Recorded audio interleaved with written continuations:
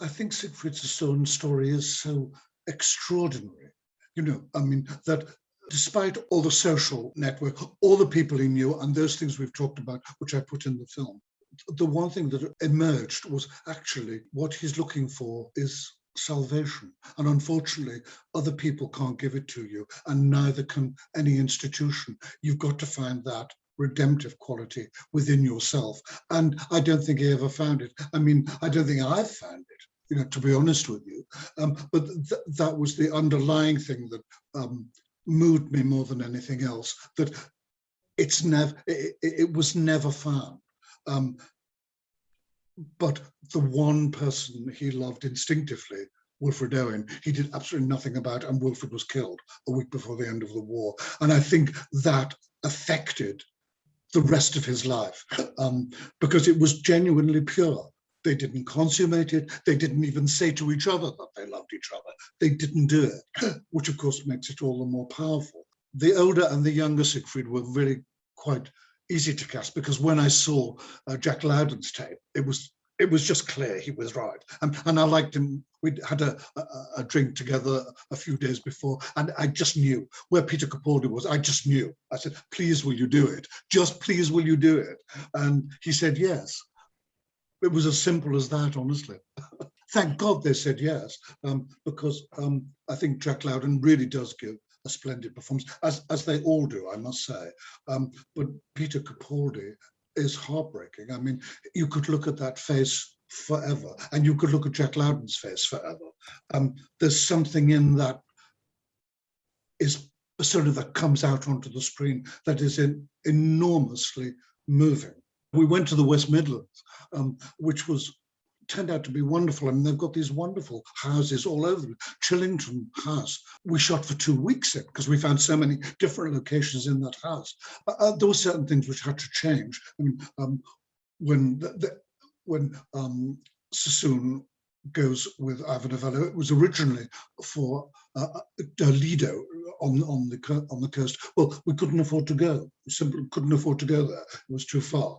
And we found this, again, a lovely house which had a beautiful orangery. And I said, well, we'll make it into a country club, because it was so lovely. And that's, you think, fine, it'll work here. But you know, when you've got a small amount of money, you have to cut your cloth very, very carefully. And there are some times where you have to say, well, in the country club, when Alexander Fenton comes out, you know, I said, it's supposed to be sunny, but given our weather, you'll have to give that lad 4 different outfits in case the weather just changes. Luckily, he was in tennis whites, and the sun came out.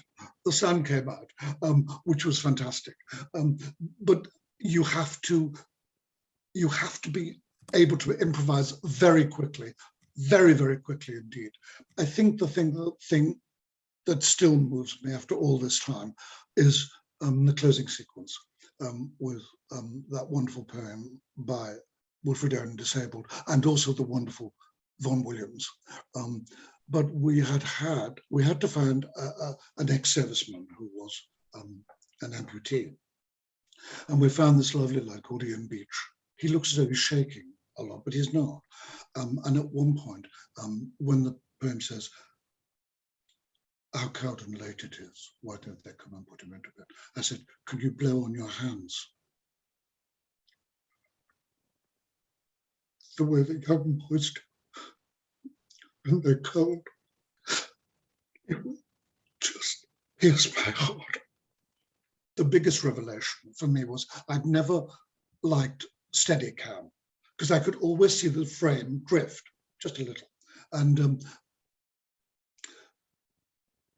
Nicola Daly, who shot it for me, beautifully shot it, said, for these shots, you need a Steadicam. And I told her, I said, this is my worry. And these men, we had 3 different ones for different scenes. These men are extraordinary. It's rock solid. The frame is rock solid. And they walk backwards, for God's sake. How could you possibly walk back with a huge camera strapped to you? I mean, they were just fabulous. And they brought their gift to it. I mean, like there's one scene where they go to dance in the country club. And Hester moves away from him and her arm is outstretched and he just kept on her. And then Siegfried joins her. I mean, what made you do that? It was just so perfect, just so perfect. I had the most wonderful support from everyone, literally everyone, all the financiers, all the crew, all the cast. I mean, I was truly blessed. I mean, we didn't have a single case of COVID, for instance, and everyone was just, it was like a complete family. And one of my friends who in the film sings, "There was I waiting at the church," she said it was like stepping into a really warm family, which I thought was, a lovely thing to say. And when we were shooting at Chillington, which is where we shot 2 weeks, it's a very large house in a huge park. And as you drive through the gates, there's a notice which says, "If you have any issues with sheep, please phone the following number." Alas, I never had any.